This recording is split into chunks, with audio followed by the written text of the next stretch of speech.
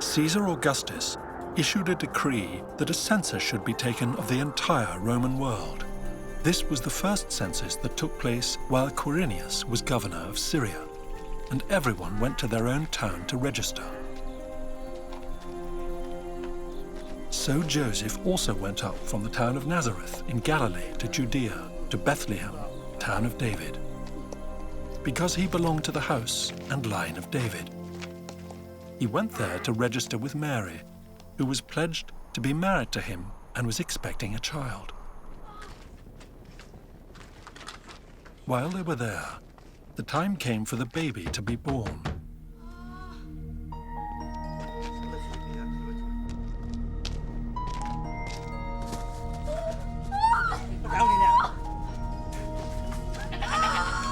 And she gave birth to her firstborn, a son.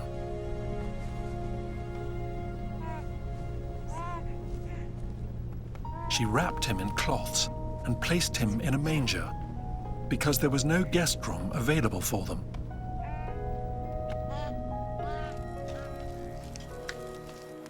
And there were shepherds living out in the fields nearby, keeping watch over their flocks at night. An angel of the Lord appeared to them, and the glory of the Lord shone around them, and they were terrified. But the angel said to them, "Do not be afraid. I bring you good news that will cause great joy for all the people. Today in the town of David, a Savior has been born to you. He is the Messiah, the Lord. This will be a sign to you. You will find a baby wrapped in cloths and lying in a manger."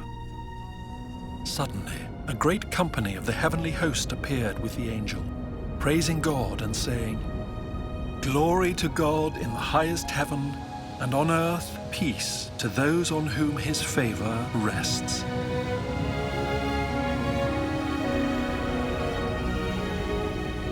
When the angels had left them and gone into heaven, the shepherds said to one another, "Let's go to Bethlehem and see this thing that has happened, which the Lord has told us about."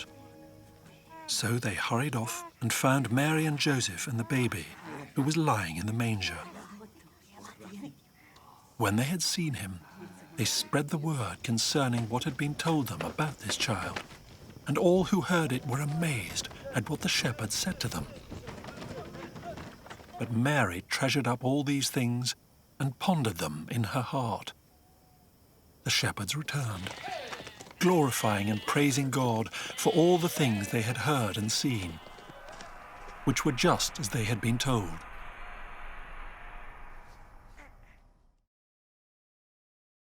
Lord, wish you all a happy and Merry Christmas.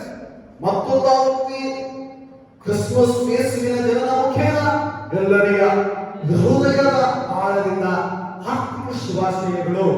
This is a day of joy and happiness because the Savior we are remembering the day of the birth of Jesus. ಯೇಸುವಿನ ಜನನವನ್ನು ನೆನಪಿಸಿಕೊಳ್ಳಲು ಸಂತೋಷವಾದ ಶುಭ ದಿನ. There is no proof that Jesus was born on 25th December. 25ನೇ ತಾರೀಕು December ತಿಂಗಳಲ್ಲಿ ಯೇಸುವಿನ ಜನನ ಉಂಟಾಯಿತು ಎಂಬ ಯಾವುದೇ ಆಧಾರವಿಲ್ಲ, ಸಾಬೀತಾಗಲಿಲ್ಲ. But it is not important which day Jesus was born. What is important, Jesus the Savior was born. ಕರ್ತನಲ್ಲಿ ಪ್ರಿಯರೇ, ಈ ದಿನ ಯೇಸುವಿನ ಜನನ ಉಂಟಾಯಿತು ಎಂಬುದು ಮುಖ್ಯವಲ್ಲ, ಆದರೆ ಯಾವ ವಿಷಯದಲ್ಲಿ ಯೇಸುವಿನ ಜನನ ಉಂಟಾಯಿತು ನಮ್ಮ ಜೀವಿತದಲ್ಲಿ ಎಂಬುದೇ ವಿಷಯ ಮುಖ್ಯ. We saw in the presentation how Jesus was born. ನಾವು ನೀಡುವಿಕೆಯಲ್ಲಿ ನಾವು ನೋಡಿದ್ದೇವೆ ಯೇಸುವಿನ ಜನನ ಹೇಗೆ ಉಂಟಾಯಿತು ಎಂಬುದಾಗಿ. It was taken from Luke chapter 2 verses 1 through 20. ಲೂಕನ ಬರೆದ ಸುವಾರ್ತೆ 2ನೇ ಅಧ್ಯಾಯ 1ರಿಂದ 20ನೇ ವಾಕ್ಯವರೆಗೂ ಆ ವಿಷಯಗಳು ಬರೆಯಲ್ಪಟ್ಟಿವೆ. லூக்கா எழுதின சுவிசேஷம் 2ஆம் அதிகாரம் 1லிருந்து 20ஆம் வசனம் வரை குறிக்கப்பட்டிருக்கிறது. And there we read, Caesar Augustus issued a decree that a census should be taken of the entire Roman world.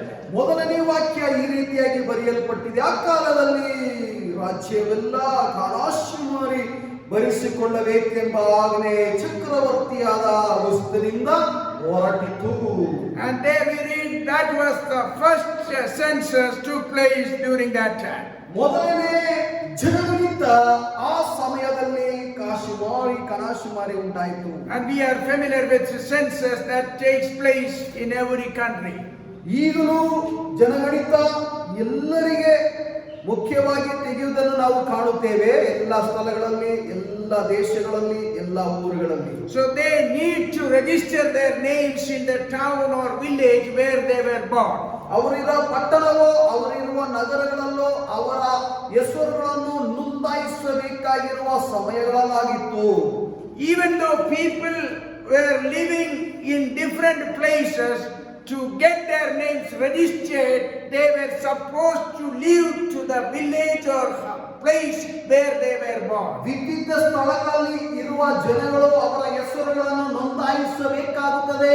ಆ ಸಮಯದಲ್ಲಿ ಸರ್ಕಾರಕ್ಕೆ ಆಗ ಗೊತ್ತಾಗುವುದು ಈ ಜನ ಈ ಪಟ್ಟಣದಲ್ಲಿ, ಈ ನಗರದಲ್ಲಿ ಇದ್ದಾರೆ ಎಂಬುದಾಗಿ. There we read two things which are common. ಅಲ್ಲಿ ಸಾಮಾನ್ಯವಾಗಿ ಎರಡು ವಿಷಯಗಳುಂಟು. If we ask any of the people going to register their names, they all will say in one accord, we are going to register our names for census. ಕರ್ತನಲ್ಲಿ ಪ್ರಿಯರೇ, ಆ ಸಮಯಗಳಲ್ಲಿ ಎಲ್ಲಿ ಹೋಗುತ್ತಿದ್ದೀರಾ ಎಂಬುದಾಗಿ ಜನಗಳನ್ನು ಕೇಳುವಾಗ ನೋಂದಾಯಿಸಲಿಕ್ಕೆ ಹೋಗುತ್ತೇವೆ. ಯಾಕಂತಂದ್ರೆ ಕಾಣಾಶುಮಾರಿ ಅವರು ಜನಗಣತಿಯನ್ನು ಕೇಳುತ್ತಿದ್ದಾರೆ ಎಂಬುದಾಗಿ.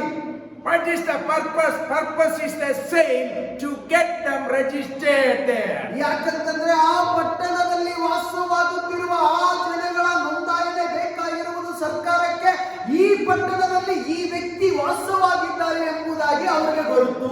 Even though they are going to different cities or towns or villages, the purpose is the same.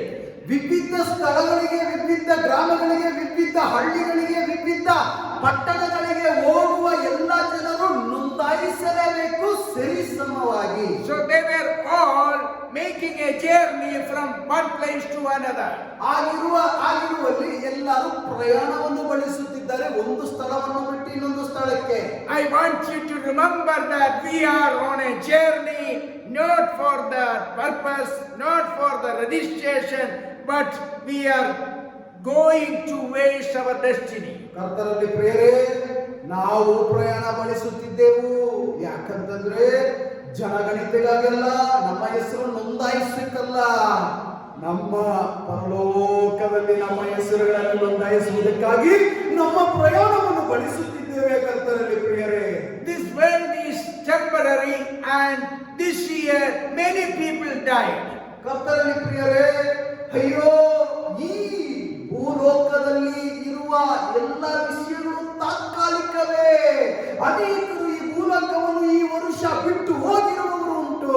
It is so common these days that ಈ ಭೂಲೋಕದಲ್ಲಿ ಬಿಟ್ಟು ಹೋಗುವುದು, ಮರಣ ಹೊಂದುವುದು ಸಾಮಾನ್ಯವಾಗಿ ಮಾರ್ಪಟ್ಟಿದೆ. but the destination, the final destination where they go should be the same. ಕಡೆಯದಾಗಿ ತಲುಪುವ ಸ್ಥಳ ಒಂದಾಗೇ ಇರಬೇಕು. By the grace of the Lord, by the birth of the Lord Jesus into this world, we have been given a right destination. ದೇವರ ಜನನದ ಮುಖೇನ ನಾವು ತಲುಪಬೇಕಾಗಿರುವ ಸ್ಥಳಗಳು ಒಂದೇ ಸ್ಥಳಗಳು. ಕರ್ತನಲ್ಲಿ ಪ್ರಿಯರೇ, When we read chapter 2 verse 4, we read there, Joseph also went up from the town of Nazareth in Galilee to Judea to Bethlehem, the town of David, because he belonged to the house and line of David. ಲೂಕನ ಬರೆದ ಸುವಾರ್ತೆ 2ನೇ ಅಧ್ಯಾಯ 4ನೇ ವಾಕ್ಯ.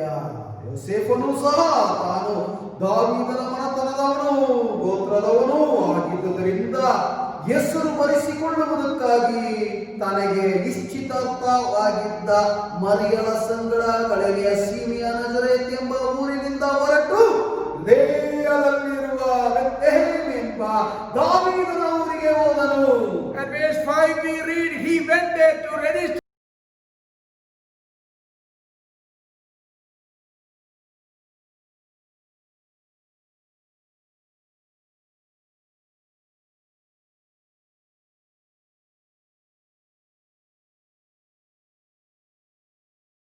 And chapter 2 verse 6 we read, while they were there, the time came for the first baby to be born. ಗಮನಿಸಿ 6ನೇ ವಾಕ್ಯ, ಆಗ ಮರಿಯಳು ಪೂರ್ಣ ಗರ್ಭಿಣಿಯಾಗಿದ್ದಳು. ಅವಳು ಅಲ್ಲಿದ್ದಾಗ ಆಕೆಗೆ ದಿನ ತುಂಬಿತ್ತು. Chapter 2 verse 7, and she gave birth to her firstborn, a son. She wrapped him in a cloth and placed him in a manger because there was no guest room available for them. 2ನೇ ವಾಕ್ಯ ಗಮನಿಸಿ, ಆಕೆಯು ತನ್ನ ಚೊಚ್ಚಲ ಮಗನನ್ನು ಎತ್ತು ಬಟ್ಟೆಯಲ್ಲಿ ಸುತ್ತಿ, ಚಿತ್ರದಲ್ಲಿ ಅವರಿಗೆ ಸ್ಥಳವಿಲ್ಲದ ಕಾರಣ ಅವನನ್ನು ಗೋದಲಿಯಲ್ಲಿ. We all saw this story in the presentation we made just now. ನೀಡುವಿಕೆಯಲ್ಲಿ ಪ್ರಸಾರ ಮಾಡಿದಾಗ ನೀವು ಎಲ್ಲ ಆ ಕಾರ್ಯಕ್ರಮವನ್ನು ನೀವು ನೋಡಿದ್ದೀರಾ. Here we read the firstborn son of Mary and Joseph. He was born in a manger where we find the poor condition of the Savior who was born here for us. ಪ್ರಿಯರೇ, ನಾವು ಇಲ್ಲಿ ನೋಡಿದ್ದೇವೆ, ಯೋಸೇಫನು ಮತ್ತು ಮರಿಯಲಿಗೆ ಮೊದಲನೇ ಪುತ್ರನಾಗಿ ಜನಿಸಿದ್ದ ಈ ರಕ್ಷಕನು ಗೋದಲೆಯಲ್ಲಿ ಹುಟ್ಟುತ್ತಾನೆ. ಗೋದಲೆಯಲ್ಲಿ ಪಾಪ ಬಡತನವಾಗಿ ರಕ್ಷಕನು ಹುಟ್ಟಿರುವುದನ್ನು ಕಾಣುತ್ತೇವೆ. Who was born in a manger? ಗೋದಲೆಯಲ್ಲಿ ಹುಟ್ಟಿರುವ ಈ ವ್ಯಕ್ತಿ ಯಾರು? The Son of God. ಬೇರೆ ಯಾರಲ್ಲ, ಸರ್ವಶಕ್ತನಾದ ಕುಮಾರನು.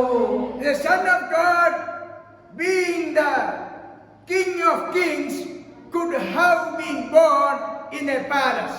ಅರಸನಿಗೆ ಅರಸನಾಗಿರುವ ದೇವರ ಕುಮಾರನು ಒಂದು ಅರಮನೆಯಲ್ಲಿ ಹುಟ್ಟಿರಬೇಕಾಗಿತ್ತಲ್ಲ, ಆದರೆ ಗೋದಲೆಯಲ್ಲಿ ಹುಟ್ಟಿರುವ ಕಾರಣವೇನು? Why did the Almighty God allowed the son of Mary, the son of the only begotten Son, to be born in a manger? ಯಾಕೆ ಸರ್ವಶಕ್ತನಾದ ದೇವರು ಮರಿಯಳು ಮತ್ತು ಯೋಸೇಫನಿಗೆ ಒಂದೇ ಪುತ್ರನಾಗಿ ಜನಿಸಿರುವ ಈ ಮಗನನ್ನು ಗೋದಲೆಯಲ್ಲಿ ಹುಟ್ಟಿಸುವ ಕಾರಣ ಏನು? There is a purpose behind all actions that is done from heaven.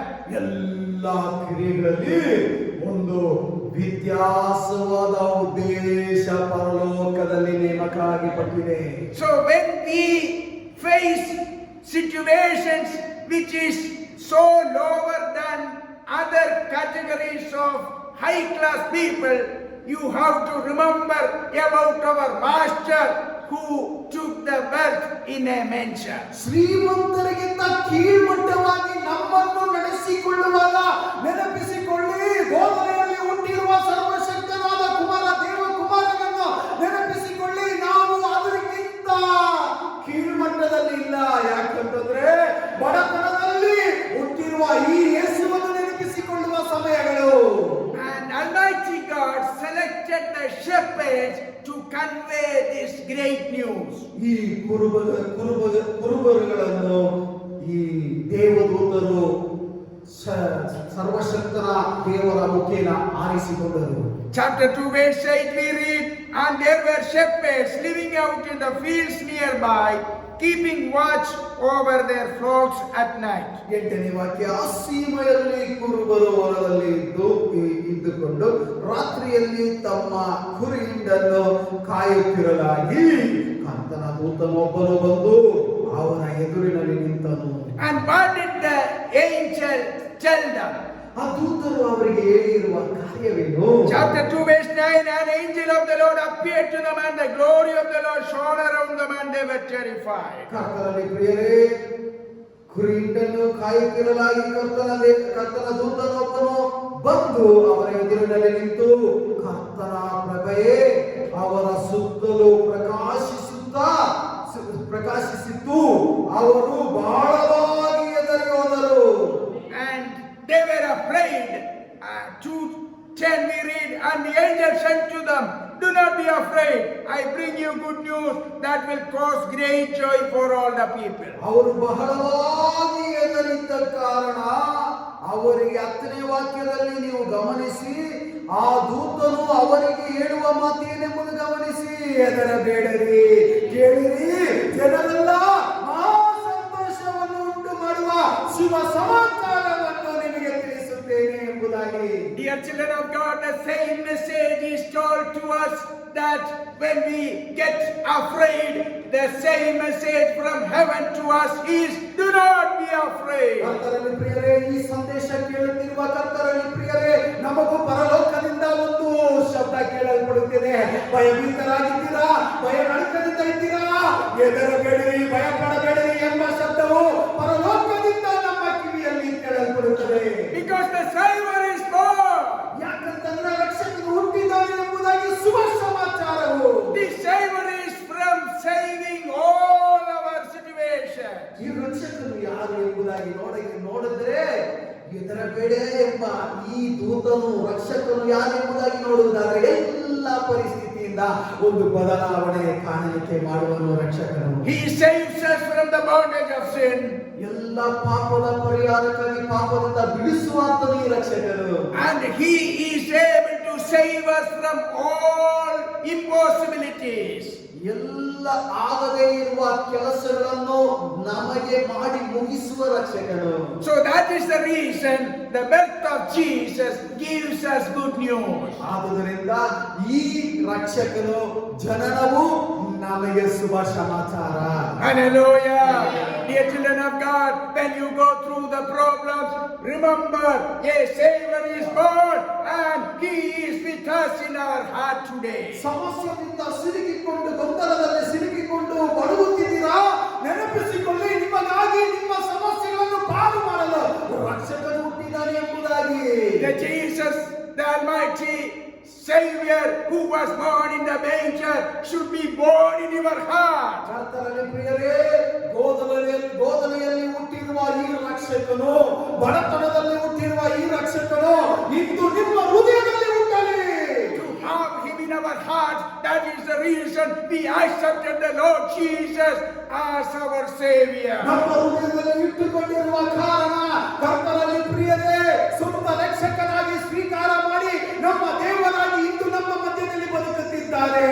And the angel of the Lord told the shepherds that there would be joy not only for the shepherds but for all the people of the world. ಕರ್ತನಲ್ಲಿ ಪ್ರಿಯರೇ, ಆ ಶುಭ ಸಂತೋಷವು ದೇವರ ಈ ದೂತರಿಗೆ ಮಾತ್ರ ಅಲ್ಲ, ಈ ಭೂಲೋಕದಲ್ಲಿ ಇರುವ ಎಲ್ಲ ಜನರಿಗೂ ಈ ಶುಭ ಸಮಾಚಾರ ರಕ್ಷಕನು ಹುಟ್ಟಿದ್ದಾನೆ ಎಂಬುದಾಗಿ. Hallelujah. So when we think about the birth of Jesus, it is not that we find a small infant, an infant Jesus. No, we have to remember about the Savior of the Lord who is risen. ಕರ್ತರಲ್ಲಿ ಪ್ರಿಯರೇ, ಈ ರಕ್ಷಕನು ಜನಿಸಿರುವ ಈ ರಕ್ಷಕನನ್ನು ನಮ್ಮ ಹೃದಯದಲ್ಲಿ ನಾವು ನೆನೆಸಿಕೊಳ್ಳುವುದಾದ್ರೆ, ಕೂಸು ಮಗು ಯೇಸುವನ್ನು ನೆನಪಿಸಿಕೊಳ್ಳೋದಲ್ಲ, ನಿಮಗಾಗಿ ಪುನರುತ್ಥಾನ ಹೊಂದಿರುವ ರಕ್ಷಕನು ಎಂಬುದಾಗಿ ನೀವು ನೆನಪಿಸಿಕೊಳ್ಳಬೇಕು. And the shepherds were told by the angels, how do they find the infant Jesus? ಈ ಮಗುವನ್ನು ನಾವು ಕಂಡುಹಿಡಿಯಲು ಹೇಗೆ ಸಾಧ್ಯ ಎಂಬುದಾಗಿ ಅವರಿಗೆ ಒಂದು ಗೊಂದಲ. 2.12 we read, this will be a sign to you, you will find a baby wrapped in cloths and lying in a manger. 12ನೇ ವಾಕ್ಯ, 2ನೇ ಅಧ್ಯಾಯ 12ನೇ ವಾಕ್ಯ, ಆತನು ನಿಮಗೆ ಗೊತ್ತಾಗುವುದಕ್ಕೆ ಗುರುತೇನೆಂದರೆ ಬಟ್ಟೆಯಿಂದ ಸುತ್ತಿರುವ ಒಂದು ಕೂಸು ಗೋದಲಿಯಲ್ಲಿ ಮಲಗಿರುವುದನ್ನು ಕಾಣುವಿರಿ ಎಂದು ಹೇಳಿದನು. When angels said these things, 2:13 we read, suddenly a great company of the heavenly host appeared with angels praising God and saying, ದೇವದೂತರು ಈ ಮಾತನ್ನು ಹೇಳುವಾಗ 13ನೇ ವಾಕ್ಯವನ್ನು ಗಮನಿಸಿ, ಪಕ್ಕನೇ ಆ ದೂತನು ಸಂಗಡ ಪರಲೋಕ ಸೈನ್ಯದವರು ಬಂದು ದೊಡ್ಡ ಗುಂಪು ಕಾಣಿಸಿಕೊಂಡು, glory to God in the highest heaven on earth, peace to those on whom His favor rests. ಮೇಲಿನ ಲೋಕಗಳಲ್ಲಿ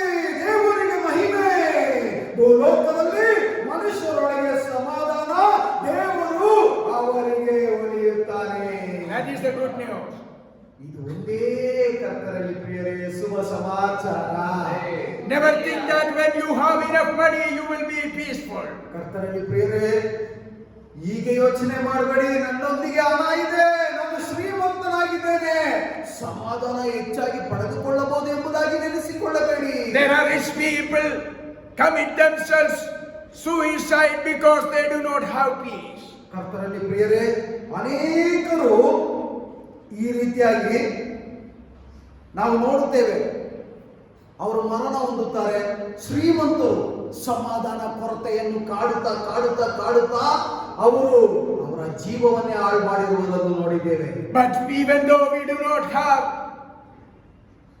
enough, but we have enough through the Lord Jesus. ಕರ್ತನಲ್ಲಿ ಪ್ರಿಯರೇ, ಆತ್ಮಹತ್ಯೆಯನ್ನು ಮಾಡಿರುವವರನ್ನು ಬಿಟ್ಟಾಕಿ, ಆದರೆ ನಮ್ಮೊಂದಿಗೆ ಶ್ರೀಮಂತಿಕೆ ತನ ಹಣ ಇಲ್ಲ, ಆದರೆ ದೇವರ ಸಮಾಧಾನವು ದೇವರ ಸಂತೋಷವು ನಮ್ಮ ಹೃದಯದಲ್ಲಿ ತುಂಬಿದೆ.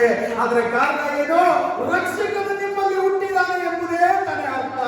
That is the good news. ಇದೇ ಶುಭ ಸಮಾಚಾರ. Hallelujah.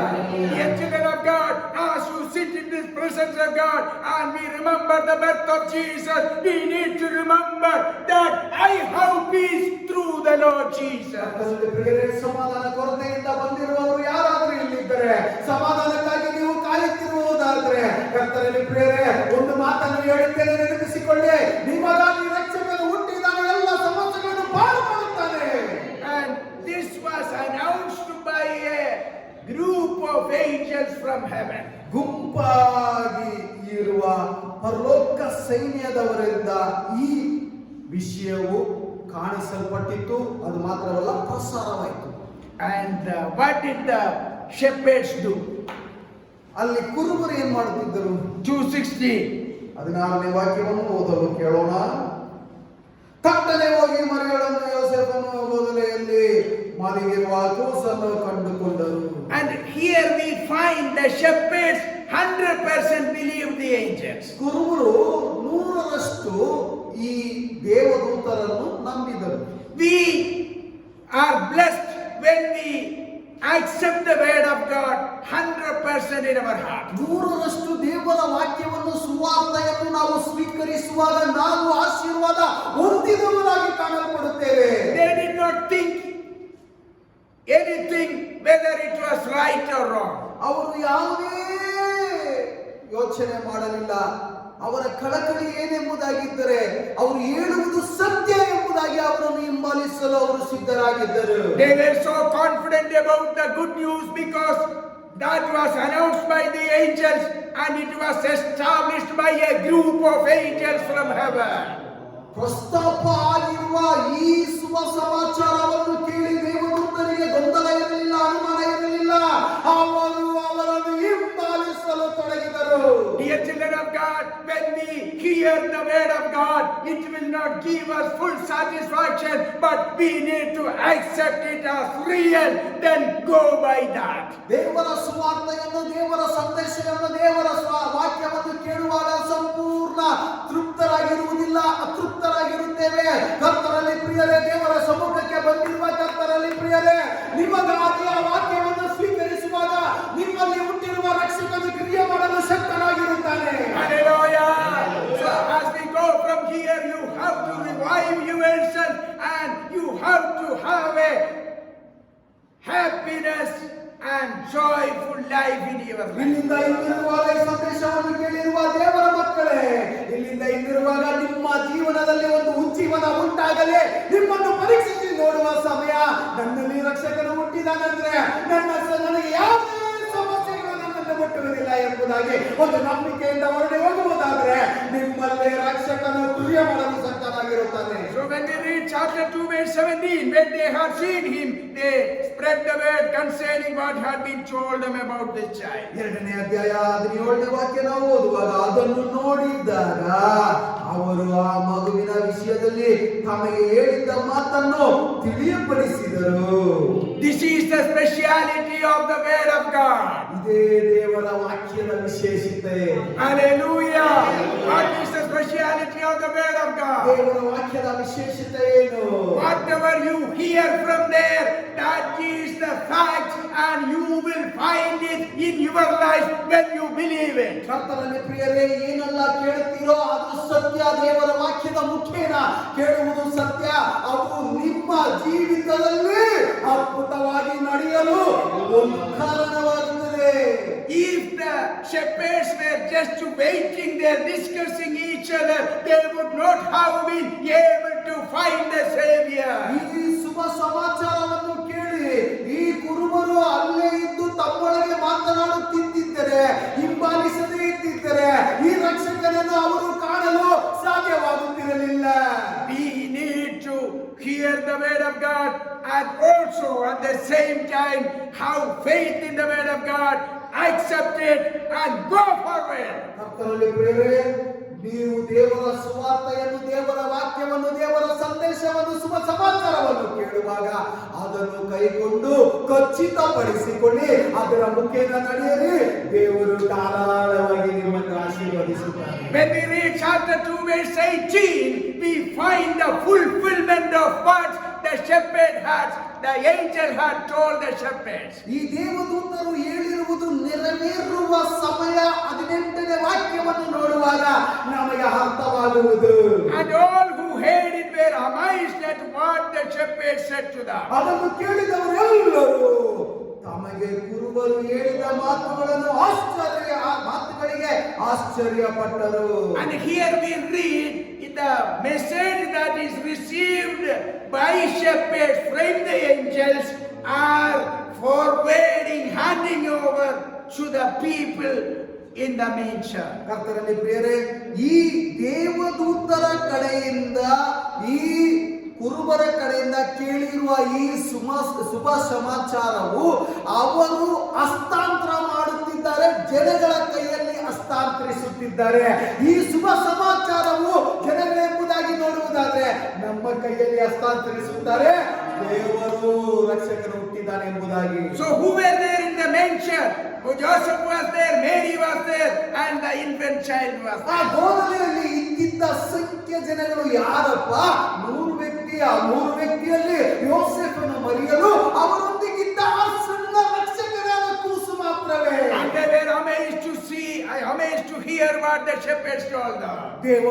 ಕುರುಬರು ಹೇಳಿರುವ ಮಾತನ್ನು ಕೇಳಿದಾಗ ಅವರಿಗೆ ಆಶ್ಚರ್ಯ ಉಂಟಾಯಿತು. So it is the continuous process. When we hear from the word of God, we experience it in our life, and it is our duty to convey to our relatives and friends so that they also experience what we have experienced in our life. ಈ ಕೇಳಿರುವ ಶುಭ ಸಮಾಚಾರವು ನಮ್ಮ ಜೀವಿತದಲ್ಲೂ ಸಕ್ರಿಯವಾಗಿ ಬೆಳವಣಿಗೆ ಉಂಟಾಗಿ ನಮ್ಮ ನೆಂಟರಿಗೆ ಹಂಚಿಕೊಳ್ಳಬೇಕು, ಅಕ್ಕಪಕ್ಕದಲ್ಲಿ ಇರುವವರಿಗೆ ಹಂಚಿಕೊಳ್ಳಬೇಕು, ನಮ್ಮೊಂದಿಗೆ ಸಭೆಗೆ ಬರದೇ ಇರುವವರಿಗೆ ಹಂಚಿಕೊಂಡರೆ ಈ ಶುಭ ಸಮಾಚಾರವು ಅವರಿಗೂ ರಕ್ಷಕನಾಗಿ ಹೋಗಿ ಮುಟ್ಟುತ್ತದೆ.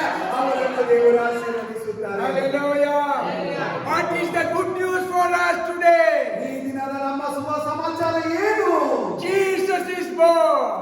ಯೇಸು ಜನಿಸಿದ್ದಾನೆ, ಹುಟ್ಟಿದ್ದಾನೆ ಎಂಬುದಾಗಿ. So don't think about the infant Jesus. ಈ ಹುಟ್ಟಿದ್ದಾನೆ ಎಂಬುದಾಗಿ ಹೇಳುವುದಾದ್ರೆ ನಮ್ಮ ಜೀವಿತದಲ್ಲಿ ಹುಟ್ಟಿರುವ ಸಣ್ಣ ಕೂಸು ಮಗು ಯೇಸು ಎಂಬುದಾಗಿ ನೆನಪಿಸಿಕೊಳ್ಳಬೇಡಿ. We need to think about the Lord Jesus who was living in this world 33.5 years and did miracles and proved that he was the Son of God. ಯಾವ ಯೇಸುವನ್ನು ನೆನಪಿಸಿಕೊಳ್ಳಬೇಕು ಗೊತ್ತಾ?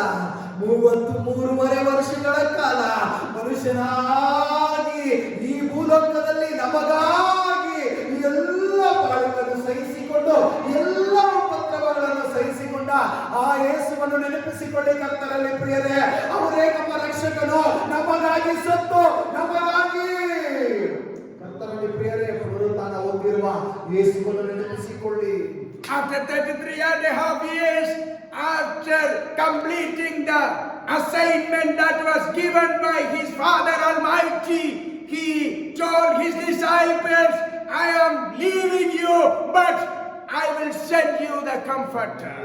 ಕರ್ತನಲ್ಲಿ ಪ್ರಿಯರೇ, ಯೇಸು ದೇವರ ಚಿತ್ತವನ್ನು ಈ ಭೂಲೋಕದಲ್ಲಿ 33 ವರ್ಷಗಳ ಕಾಲ ಇದ್ದು ನೆರವೇರಿಸಿ ನಂತರ ಶಿಷ್ಯರೊಂದಿಗೆ ಹೇಳಿದ ಮಾತು, ನಾನು ಹೋಗುತ್ತೇನೆ, ನಿಮಗೆ ಸಹಾಯಕನನ್ನು ಕಳಿಸುತ್ತೇನೆ, ಪವಿತ್ರಾತ್ಮನನ್ನು ಕಳಿಸುತ್ತೇನೆ, ಪವಿತ್ರಾತ್ಮನ ಸಹಾಯಕನ ಮುಖೇನ ನಿಮ್ಮ ಬದುಕನ್ನು ಸಾಗಿಸಿ ಅದರ ಮುಖೇನ ನೀವು ನಡೆಯಬೇಕೆಂಬುದಾಗಿ.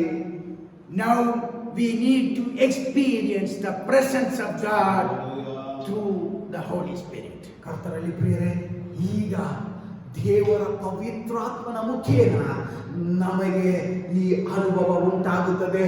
ನಮ್ಮ ರಕ್ಷಕನು ಇನ್ನೂ ನನ್ನ ಹೃದಯದಲ್ಲಿ ಹುಟ್ಟಿದ್ದಾನೆ ಎಂಬುದಾಗಿ. Chapter 2 verse 20, what happened?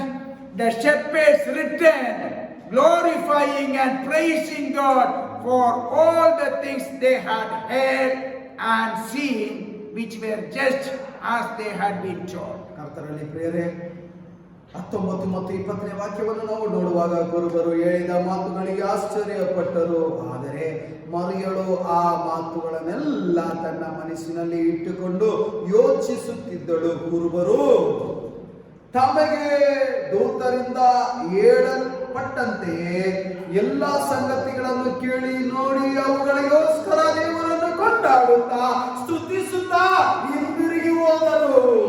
This is the process we need to learn how the word of God is established in our life. ಈ ರೀತಿಯಾದ ಸಕ್ರಿಯವು ನಮ್ಮ ಜೀವಿತದಲ್ಲಿ ಬೆಳವಣಿಗೆ ಉಂಟಾಗಬೇಕು. ದೇವರ ವಾಕ್ಯದ ಮುಖೇನ ಪ್ರಸ್ತಾಪ ಹೇಗೆ ಆಗುತ್ತದೆ, ನಮ್ಮ ಬೆಳವಣಿಗೆ ಹೇಗಿದೆ ಎಂಬುದಾಗಿ.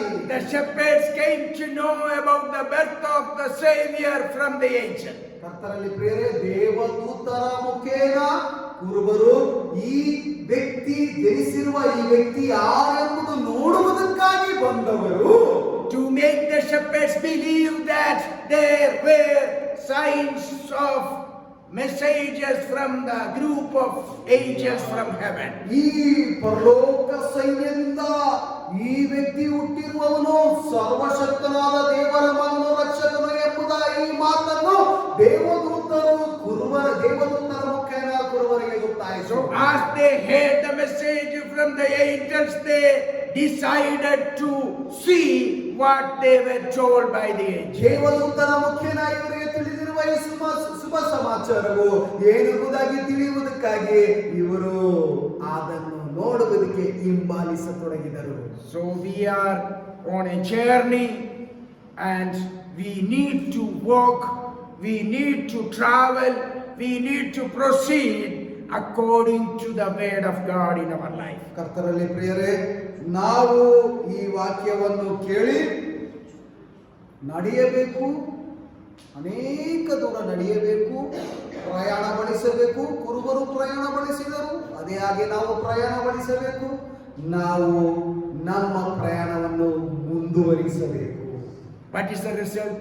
Chapter 2 verse 17. ನಾವು ಈ ಪ್ರತಿಕಾರ ಏನು, ಫಲಿತಾಂಶ ಏನು ಎಂಬುದಾಗಿ ನೋಡುವುದಾದ್ರೆ 2ನೇ ಅಧ್ಯಾಯ 17ನೇ ವಾಕ್ಯ. They had seen him, they spread the word concerning what had been told them about this child. ಅದನ್ನು ನೋಡಿದಾಗ ಅವರು ಆ ಮಗುವಿನ ವಿಷಯದಲ್ಲಿ ತಮಗೆ ಹೇಳಿದ ಮಾತನ್ನು ತಿಳಿಯಪಡಿಸಿದರು. And 18 we find they were amazed, they were surprised to see what they were told. ತಿಳಿಯಪಡಿಸಿದಾಗ 18ನೇ ವಾಕ್ಯದಲ್ಲಿ ಅದನ್ನು ಕೇಳಿದವರೆಲ್ಲರೂ ತಮಗೆ ಕುರುಬರು ಹೇಳಿದ ಮಾತುಗಳಿಗೆ ಆಶ್ಚರ್ಯಪಟ್ಟರು. So we need to make it in our life that what all we read in the word of God, make it sure that you believe it 100%, and when you walk believing it, you will find, you will experience what you have heard, what you have read from the word of God. ಕರ್ತರಲ್ಲಿ ಪ್ರಿಯರೇ, ದೇವರ ಈ ವಾಕ್ಯವನ್ನು ಕೇಳಿರುವ ಕರ್ತರಲ್ಲಿ ಪ್ರಿಯರೇ, ಈ ಅನುಭವ ಹೇಗೆ ಉಂಟಾಗುತ್ತದೆ, ಇದನ್ನು ಮಾಡುವಾಗ ನಮಗೆ ಹೇಗೆ ಉಂಟಾಗುತ್ತದೆ ಎಂಬುದಾಗಿ ನೋಡುವುದಾದರೆ ಈ ವಾಕ್ಯದ ಮುಖೇನ ಹೃದಯದಲ್ಲಿ ಸ್ವೀಕಾರ ಮಾಡಿರುವ ರಕ್ಷಕನನ್ನು ನಿಮ್ಮ ಹೃದಯದಲ್ಲಿ ನೀವು ಇಟ್ಟುಕೊಂಡು ಅದರ ಮುಖೇನ ನಡೆಯುವುದಾದರೆ ನಿಮ್ಮ ಜೀವಿತದಲ್ಲಿ ಎಲ್ಲ ಸಫಲವಾಗಿ ಮಾಡಿ ಮುಗಿಸುವ ದೇವರು. Chapter 2 verse 20, I read it and conclude here. The shepherds returned, glorifying and praising God for all the things they had heard and seen, which were just as they had been told. ಈ 2ನೇ ಅಧ್ಯಾಯ 20ನೇ ವಾಕ್ಯದ ಮುಖೇನ ನಾನು ಓದಿ ಈ ಭಾಗವನ್ನು ಮುಕ್ತಾಯಗೊಳಿಸುತ್ತೇನೆ. ಕುರುಬರು ತಮಗೆ ದೇವದೂತರಿಂದ ಹೇಳಲ್ಪಟ್ಟಂತೆಯೂ ಎಲ್ಲ ಸಂಗತಿಗಳನ್ನು ಕೇಳಿ ನೋಡಿ ಅವುಗಳಿಗೋಸ್ಕರ ದೇವರನ್ನು ಕೊಂಡಾಡುತ್ತಾ ಸ್ತುತಿಸುತ್ತಾ ಹಿಂದಿರುಗಿ ಹೋದರು. We have been heard the good news through the word of God. ಕರ್ತನಲ್ಲಿ ಪ್ರಿಯರೇ, ದೇವರ ವಾಕ್ಯದ ಮುಖೇನ ನಾವು ಶುಭ ಸಮಾಚಾರವನ್ನು ಕೇಳಿದ್ದೇವೆ. If the shepherds were advised by the angels, we are advised by the word of God. We have been given. ದೇವದೂತರ ಈ ಮಾತಿನ ಮುಖೇನ ಕುರುಬರು ಹೋಗಿದ್ದಾದರೆ, ಹಿಂಬಾಲಿಸುವುದಾದರೆ, ನಾವು ದೇವರ ವಾಕ್ಯದ ಮುಖೇನ ನಮ್ಮ ಹೆಜ್ಜೆಗಳನ್ನು ಮುಂದುವರಿಸಲು ನಾವು ಇಡಲೇಬೇಕು, ದೇವರನ್ನು ಹಿಂಬಾಲಿಸಲೇಬೇಕು. And it was a matter of impossibility that the Savior of the world is born in a manger. ಕರ್ತನಲ್ಲಿ ಪ್ರಿಯರೇ, ಯಾವುದೇ ಕಾರಣಕ್ಕೂ ನಡೆಯದೇ ಇರುವ ಘಟನೆ, ಯಾವ ಘಟನೆ? ಈ ಲೋಕದ ರಕ್ಷಕನು ಗೋದಲಿಯಲ್ಲಿ ಹುಟ್ಟುವ ಮಾತು. When you read the word of God, when you are in need, you read the word of God that I am with you, don't get worried. We take that word in your life and go, you will find the word of God fulfilled in your problem. ಅಸಾಧ್ಯವಾದದೇ ಆದರೂ ದೇವರ ಮಾತನ್ನು, ದೇವರ ವಾಕ್ಯವನ್ನು, ದೇವರ ಶುಭ ಸಮಾಚಾರವನ್ನು, ದೇವರ ಸಂದೇಶವನ್ನು ಕೇಳುವ ಕರ್ತರಲ್ಲಿ ಪ್ರಿಯರೇ, ಹೃದಯದಲ್ಲಿ ಸಂಪೂರ್ಣವಾಗಿ ಸ್ವೀಕರಿಸಿಕೊಳ್ಳಿ. ದೇವರು ನಿಮ್ಮನ್ನು ನಡೆಸಲು ಶಕ್ತನಾಗಿರುತ್ತಾನೆ, ರಕ್ಷಕನು ನಿಮ್ಮನ್ನು ಹುಟ್ಟಿದ್ದಾನೆ ಎಂಬುದಾಗಿ ಶುಭ ಸಮಾಚಾರ. Then we do not have to worry. What did the shepherds do? They were returning, glorifying and praising God. ಯಾವುದೇ ವಿಷಯಕ್ಕೆ ಆಗ ಆತಂಕಕ್ಕೊಳಗಾಗೋದು ಬೇಕಾಗಿಲ್ಲ. ಯಾಕಂತಂದ್ರೆ 20ನೇ ವಾಕ್ಯದಲ್ಲಿ ಕೇಳಿ ನೋಡಿ ಅವುಗಳಿಗೋಸ್ಕರ ದೇವರನ್ನು ಕೊಂಡಾಡುತ್ತಾ ಸ್ತುತಿಸುತ್ತಾ ಹಿಂದಿರುಗಿ ಹೋದರು ಎಂಬುದಾಗಿ ಶುಭ ಸಮಾಚಾರ ನಾವು ಕೇಳಿದ್ದೇವೆ. But for they glorifying and praising God. ಯಾಕೆ ದೇವರನ್ನು ಕೊಂಡಾಡುತ್ತಾ ಸ್ತುತಿಸುತ್ತಾ ಹಿಂದಿರುಗಿದರು? Because all the things they had heard, they have seen. ಎಲ್ಲ ಕೇಳಲ್ಪಟ್ಟಿರುವ ವಿಷಯವು ಕಣ್ಣಾರೆ ಕಂಡಾಗ. How could they see? ಹೇಗೆ ಅದನ್ನು ನೋಡಲು ಸಾಧ್ಯವಾಯಿತು? They went to see the manger, the Son of God in the manger. ನೋಡಲು ಸಾಧ್ಯವಾಗಿದ್ದು ಕಾರಣ ಏನು ಗೊತ್ತಾ? ದೇವದೂತರ ಮಾತನ್ನು ಕೇಳಿದಾಗ ಅವರು ಗೋದಲೆಯಲ್ಲಿ ಈ ಕೂಸನ್ನು ನೋಡಲಿಕ್ಕೆ ಹೋದರು. So what does it mean to us? ಅದರ ಅರ್ಥ ನಮಗೆ ಹೇಗೆ ನಾವು ಅದನ್ನು ತೆಗೆದುಕೊಳ್ಳಬೇಕು? When we hear the word of God, you apply it in our life. ಕರ್ತನಲ್ಲಿ ಪ್ರಿಯರೇ, ನಾವು ಈ ವಾಕ್ಯವನ್ನು ಕೇಳುವಾಗ ಅದನ್ನು ನಮ್ಮ ಜೀವಿತದಲ್ಲಿ ಹೇಗೆ ಅನ್ವಯ ಆಗುತ್ತದೆ ಅನ್ವಯಿಸಿಕೊಳ್ಳಬೇಕು. And what we hear, we would definitely see. ಕೇಳಿದ ಶುಭ ಸಮಾಚಾರವು ನಿಮ್ಮಲ್ಲಿ ಅದ್ಭುತ ಉಂಟು ಮಾಡಲು ಆಗ ಸಕ್ರಿಯವಾಗಿ ಮಾರ್ಪಡುತ್ತದೆ. So let us close our eyes and pray to God. ಕಣ್ಣನ್ನು ಮುಚ್ಚೋಣ, ತಲೆಯನ್ನು ತಗ್ಗಿಸಿ ದೇವರ ಸಮ್ಮುಖದಲ್ಲಿ ನಾವು ಪ್ರಾರ್ಥಿಸೋಣ. We have been heard the good news that the Savior of the world is born. ಶುಭ ಸಮಾಚಾರವನ್ನು ಕೇಳಿದ್ದೇವೆ, ಈ ಲೋಕದ ರಕ್ಷಕನು ಹುಟ್ಟಿದ್ದಾನೆ ಎಂಬುದಾಗಿ. ಆದರೆ ಹುಟ್ಟಿರುವ ಸ್ಥಳದಲ್ಲಿ He is born for me and you. ಹುಟ್ಟಿರುವುದು, ಜನಿಸಿರುವುದು ಎಲ್ಲಿ ಎಂಬುದಾಗಿ ನೋಡುವುದಾದರೆ ನಿಮಗಾಗಿನೂ ನಮಗಾಗಿನೂ, To redeem us from the bondage of sin. ಅಯ್ಯೋ, ಈ ಪಾಪದ ಬಲೆಯಿಂದ ನಮ್ಮನ್ನು ಬಿಡಿಸಲು ರಕ್ಷಕನು ಹುಟ್ಟಿದ್ದಾನೆ. To carry us through all difficulties in this world. ಎಲ್ಲ ಕಠಿಣವಾದ ಸಮಯದಲ್ಲೂ ನಮ್ಮನ್ನು ಒತ್ತು ಒಯ್ದುಕೊಳ್ಳಲು. He is the only one said, don't be afraid. ಅವರೊಬ್ಬರೇ ಹೇಳಿರುವ ಮಾತು, ಹೆದರಬೇಡರಿ ಎಂಬ ಮಾತು ರಕ್ಷಕನು ಹೇಳಿರುವುದು. Because I am with you. ಯಾಕಂತಂದ್ರೆ ಹೆದರಬೇಡಿ ನನ್ನ ಮಕ್ಕಳೇ, ನಿನ್ನೊಂದಿಗೆ ನಾನಿದ್ದೀನಿ ಎಂಬ ವಾಗ್ದಾನವನ್ನು ಹೇಳಿರುವುದಕ್ಕೋಸ್ಕರ. The Savior who was born in the manger is with us through His Spirit. ಗೋದಲೆಯಲ್ಲಿ ಹುಟ್ಟಿರುವ ಈ ರಕ್ಷಕನು ಈಗ ಪವಿತ್ರಾತ್ಮನ ಮುಖೇನ ನಮ್ಮಲ್ಲಿ ವಾಸವಾಗಿದ್ದಾರೆ. So when you find difficult things in your life, listen to the word of God. Don't be afraid. ಕಠಿಣವಾದ ಸನ್ನಿವೇಶನ ಬೆಟ್ಟದಂತೆ ಸಮಸ್ಯೆ ಎದುರಾಗುವಾಗ ಹೆದರಬೇಡರಿ, ರಕ್ಷಕನು ನಿನಗೋಸ್ಕರ ಹೋರಾಡುತ್ತಾನೆ, ಜಯವನ್ನು ನಿಮಗೆ ತಂದುಕೊಡುತ್ತಾನೆ.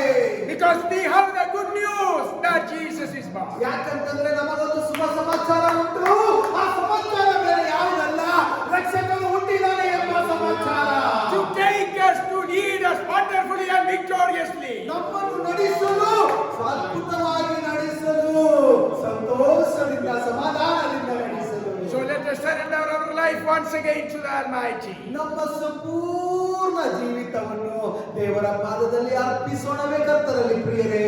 Let us believe 100% how the shepherds believed the word of God. ಕುರುಬರು ಹೇಗೆ ದೇವದೂತರ ವಾಕ್ಯವನ್ನು ನಂಬಿದರೋ ಅದೇ ರೀತಿಯಾಗಿ ನಾವು ದೇವರ ಈ ವಾಕ್ಯವನ್ನು ನಂಬೋಣ. So when we hear the word of God, we are pleasing God.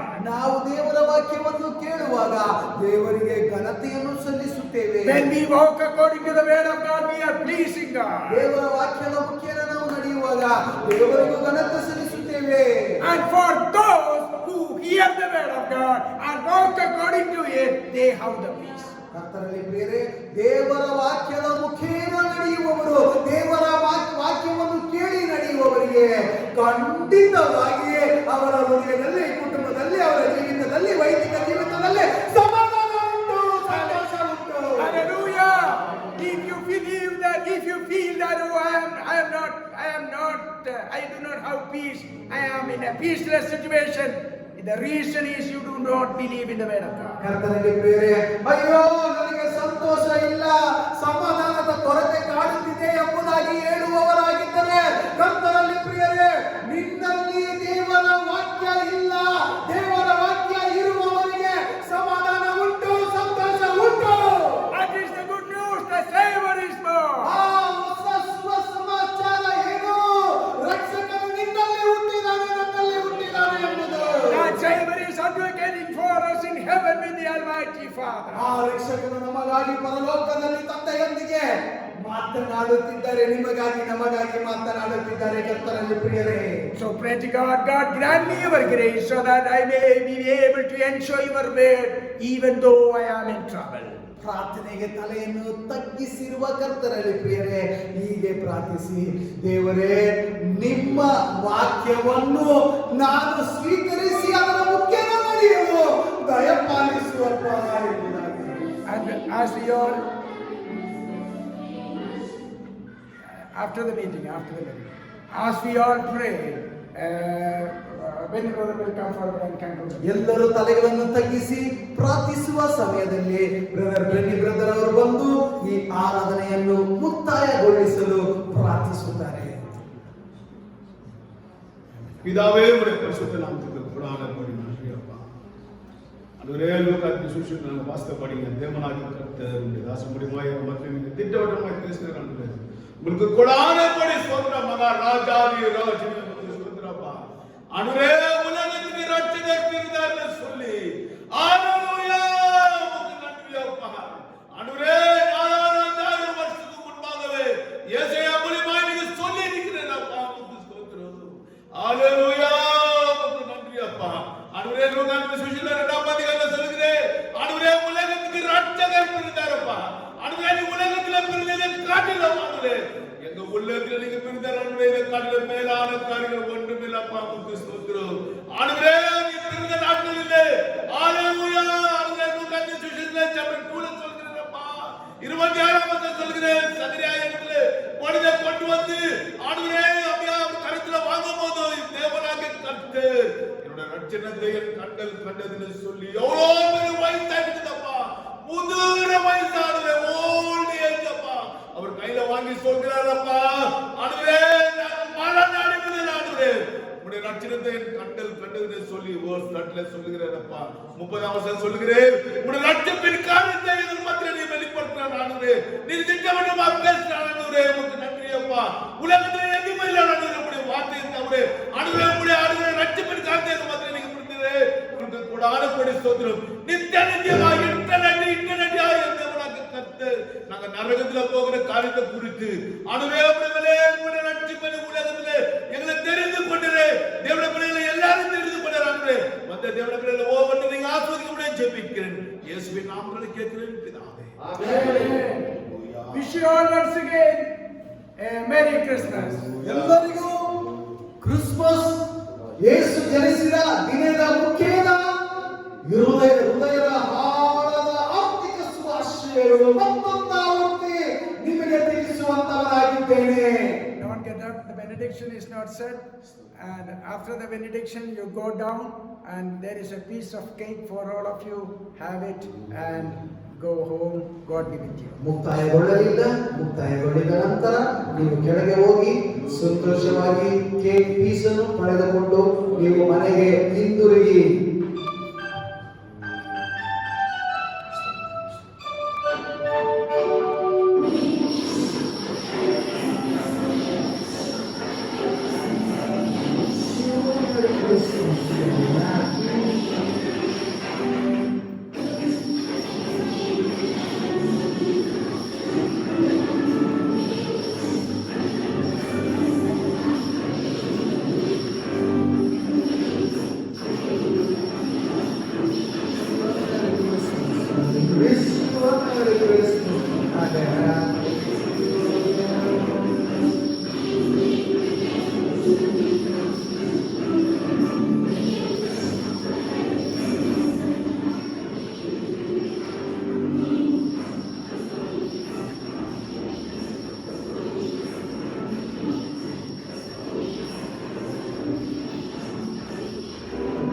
The love of the Father, the grace of the Lord Jesus Christ, and the communion of the Holy Ghost be with us and evermore.